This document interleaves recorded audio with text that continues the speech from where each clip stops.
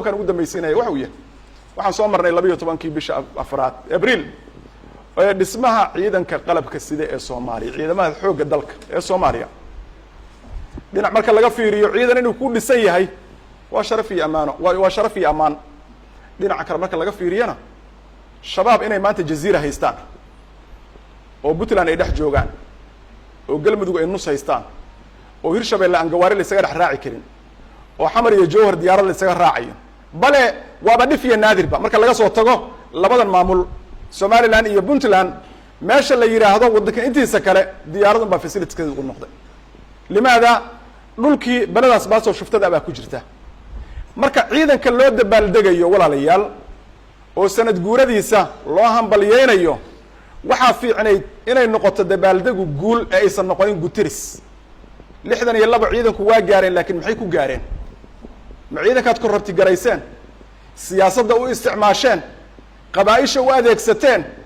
ee goobo nabad inta la geeyay loogu duulo lagu baabi'iyay shabaabna aan dadka ka dhicin karaynin kuwii dhufayska joogeen ay ku dayacan yihiin oo aysan haysanin siyaasad jihaysa iyo mabda ay ku duulaan iyo caqiidatul harbi lagala dagaalamayo ma ciidankaas waxa weeye ciidan dabaaldeg in loo sameeyo ay tahay mise waa ciidan in loo tacsiyeeyo mudan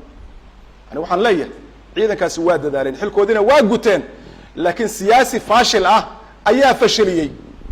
ciidanka uu isticmaalka loo isticmaalaya qaabka ay yihiin ayaguna ma qabata annaguna kuma eegan karno loo isticmaali karaa ilaahay marka inta laga boqo amaanadii saxda ahayd ha loo soo jeedsado shaqada dayacan ceeb waxaa ku filan ciidankii tarabuunka intay soo maraan wadanka oo wada furan loo dabaaldegi jiray markay marayaan meesha iyada ah in waxa weeye lagu soo xiro ganjeelooyin oo inta dabaaldega suubinaysa intii la mid ama ka badan ay waardiye ku jiraan intaasoo bilood oo ilaalinayaan meesha inaan qarax lagu xirin adeerow shaqada saxda in la qabta la rabay ma aha in la maro waxa weeye in salaan la kala qaatiyo in la gaardiye waxay ahayd ciidanka ammaan ay banaanka intay ku maraan tuutaha dhigaan ay bakhaayadaha kafee kaga cabaan in loo sameeyo ayaguna ay ka shaqeeyaan waxaasan doonaynaa in la sameeyo wax laga qabto waana dishay oo runtii waa dhibsanay oo waa ka daalnay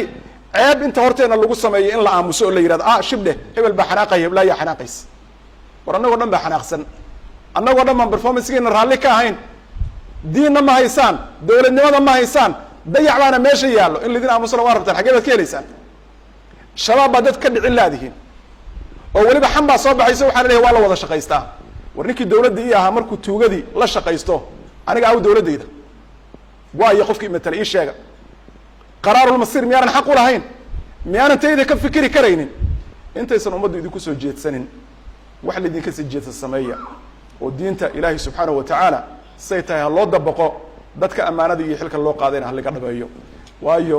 taasaa maantana lagu wada xisaabtamaya berrina alla uu idin weydiin doonaa subxaanahu wa tacaala